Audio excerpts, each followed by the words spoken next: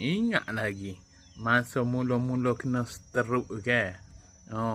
Jadi sepanjang masa kita ni jadi nak tidur je.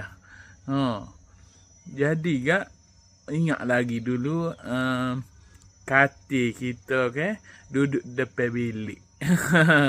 Jadi gak jalan mata pakak nak tidur lalu. Jadi malah tu gak Tapi ke orang kata memang kalau dia nyakit stroke ke dia jadi memang malah. Nak jalan pun malah, nak gerak Allah. Jadi ikutlah.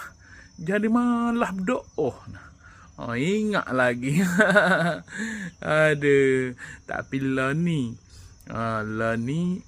duk tangga, duk dapur. Jadi tak tidur. Kalau tidur pun tak neruk.